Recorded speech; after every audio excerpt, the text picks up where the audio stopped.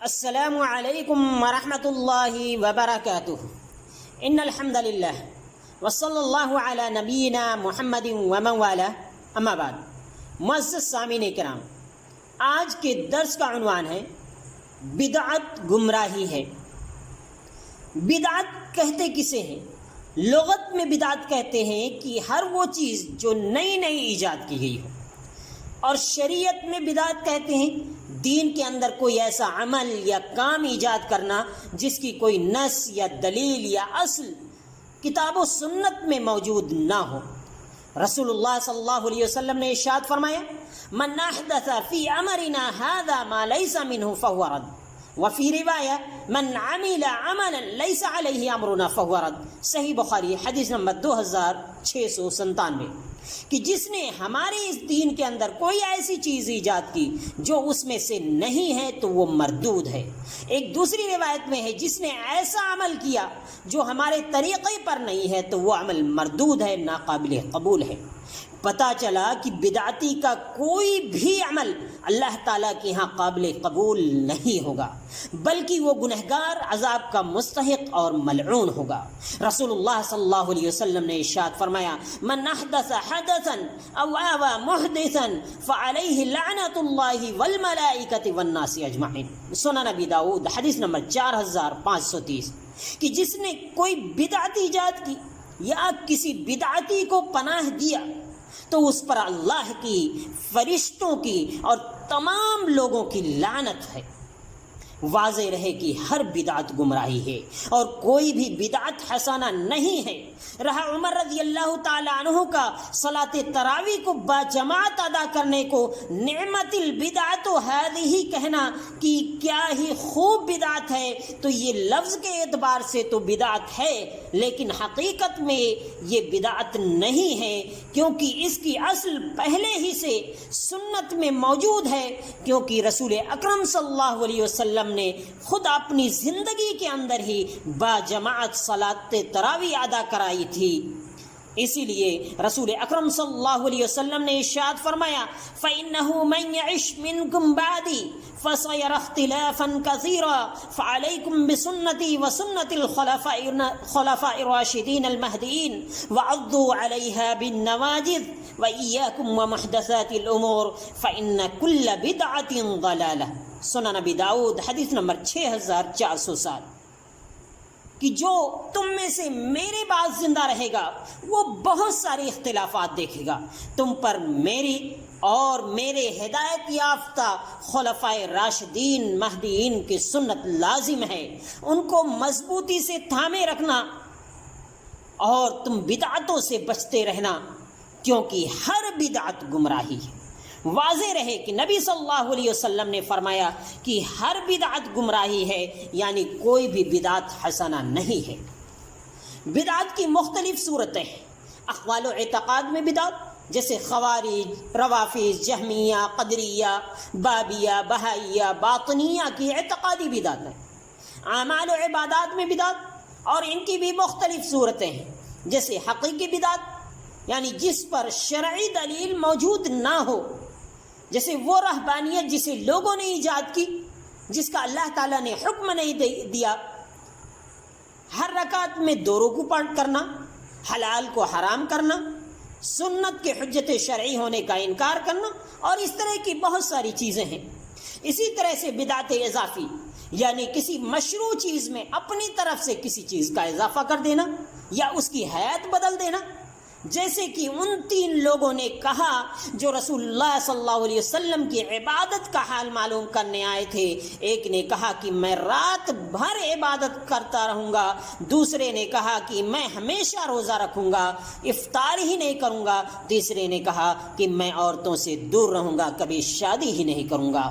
تو آپ صلی اللہ علیہ وسلم کو جب یہ بات معلوم ہوئی، سخت غصہ ہوئے، اور آپ نے فرمایا کہ میں تمہارے مقابل اللہ تعالیٰ سے زیادہ ڈرنے والا ہوں، لیکن میں روزہ بھی رکھتا ہوں، افطار بھی کرتا ہوں، نماز پڑھتا ہوں، سوتا بھی ہوں، اور میں نے شادیاں بھی رکھی ہیں۔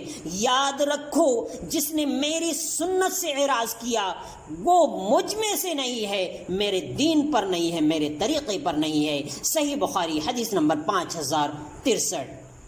اسی طرح سے شب برات، عید میلاد، تیجا، 40واں، رجب کے کوڑے، اجرت پر قرآن خوانی کرانا، مختلف مقامات، مزارات، آستانوں پر زندہ یا مردہ آدمیوں سے تبرک حاصل کرنا، شب معراج منانا، 10 محرم کو ماتم و تعزیہ داری کرنا، قبروں پر قرآن خوانی کرنا، اذان سے پہلے یا بعد میں اپنے گھڑے ہوئے مخصوص انداز میں درود پڑھنا، اس طرح کی بہت ساری بدعتیں ہیں جو لوگوں نے ایجاد کر رکھی ہیں۔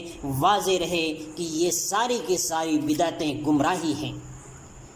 امام البانی رحمۃ اللہ علیہ نے سلسلۃ الاحادیث الصحیحہ کے اندر عبداللہ بن مسعود رضی اللہ تعالیٰ عنہ کی یہ روایت ذکر کی ہے۔ وہ کہتے ہیں کہ ابو موسیٰ اشعری رضی اللہ تعالیٰ عنہ نے مجھ سے کہا، اے ابو عبد الرحمن، ابھی میں نے مسجد میں ایک عجیب چیز دیکھی ہے، الحمدللہ میرے خیال سے وہ کام اچھا ہی ہوگا۔ پوچھا وہ کیا ہے؟ انہوں نے کہا، انشاءاللہ اگر آپ باحیات رہے تو خود دیکھیں گے۔ میں نے مسجد میں لوگوں کو دیکھا کہ گروپ بنا کر کے بیٹھے ہوئے ہیں، ان کے ہاتھوں میں کنکریاں ہیں، اور ہر گروپ میں ایک آدمی کہتا ہے کہ 100 بار تکبیر کہو، وہ 100 بار تکبیر کہتے ہیں، پھر کہتا ہے 100 بار لا الہ الا اللہ کہو، وہ 100 بار لا الہ الا اللہ کہتے ہیں، پھر کہتا ہے 100 بار سبحان اللہ کہو، وہ 100 بار سبحان اللہ کہتے ہیں۔ تو عبداللہ بن مسعود رضی اللہ تعالیٰ عنہ نے ابو موسیٰ اشعری رضی اللہ تعالیٰ عنہ سے پوچھا کہ آپ نے ان سے کیا کہا؟ انہوں نے کہا کہ میں نے آپ کی رائے کا انتظار میں کچھ بھی نہیں کہا۔ عبداللہ بن مسعود رضی اللہ تعالیٰ عنہ نے کہا کہ آپ ان کو یہ حکم کیوں نہیں دیتے کہ وہ اپنے گناہوں کو شمار کرے؟ میں انہیں ضمانت دیتا ہوں کہ ان کی ایک بھی نیکی ضائع نہیں ہوگی۔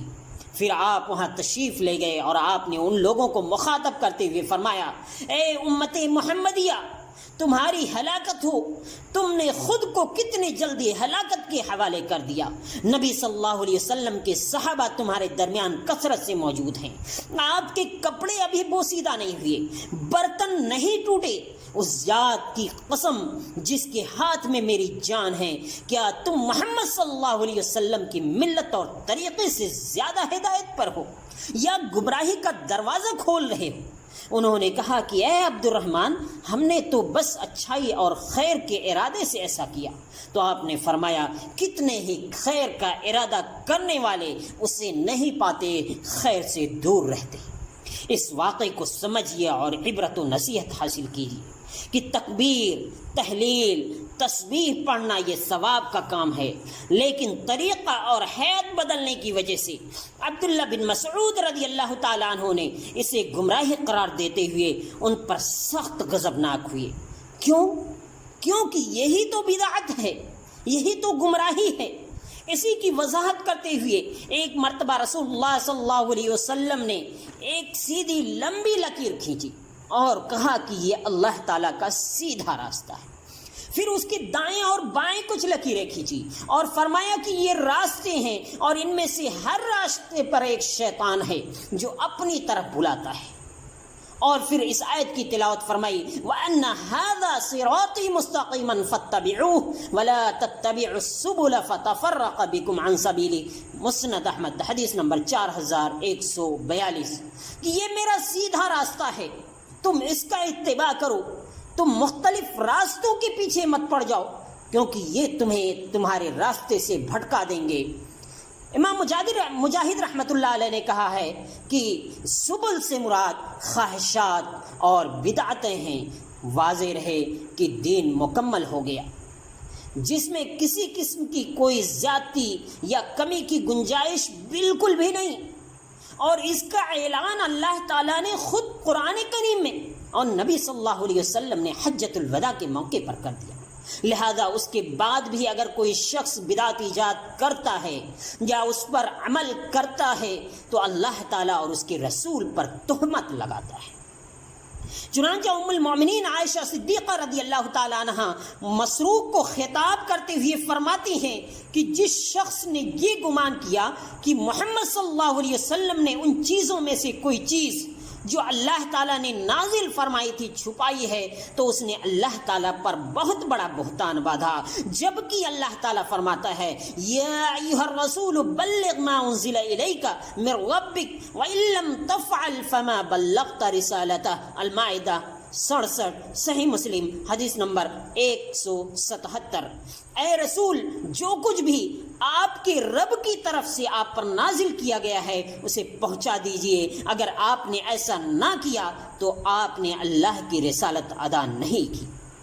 امام شاطبی رحمۃ اللہ علیہ اپنی کتاب الاعتصام جلد 1 صفحہ نمبر 49 میں فرماتے ہیں کہ امام مالک رحمہ اللہ نے فرمایا کہ جس نے اسلام میں کوئی بدعت ایجاد کی اور اس کو اچھا سمجھا تو اس نے یہ گمان کیا کہ محمد صلی اللہ علیہ وسلم نے اللہ کا پیغام پہنچانے میں خیانت کی، اس لیے کہ اللہ تعالیٰ فرماتا ہے الیوم اکملت لکم دینکم، کہ آج کے دن میں نے آپ کے دین کو مکمل کر دیا، لہذا جو کام عہد رسالت میں دین میں شامل نہیں تھا وہ آج بھی دین نہیں ہو سکتا ہے۔ بدعت کی مختلف اسباب ہیں جن کی وجہ سے ہمارے معاشرے میں بدعتیں جنم لیتی ہیں، جن سے بچنا ضروری ہے۔ جہالت، خواہشات کی پیروی، شبہات میں پڑنا، خالص عقل پر بھروسہ کرنا، تقلید و تعصب، بروں کی صحبت، علماء کی خاموشی اور علم کو چھپانا، کفار کی مشابہت اختیار کرنا، ضعیف اور موضوع روایتوں پر اعتماد کرنا وغیرہ۔ اس لیے اگر ہم بدعت سے بچنا چاہتے ہیں تو ان چیزوں سے دوری اختیار کریں اور قرآن و سنت سے اپنا رشتہ استوار کریں۔ رسول اللہ صلی اللہ علیہ وسلم نے ارشاد فرمایا ترکت فیکم امرین لن تضلوا ما تمسکتم بہما کتاب اللہ و سنت نبیہ، موطا امام مالک حدیث نمبر 899۔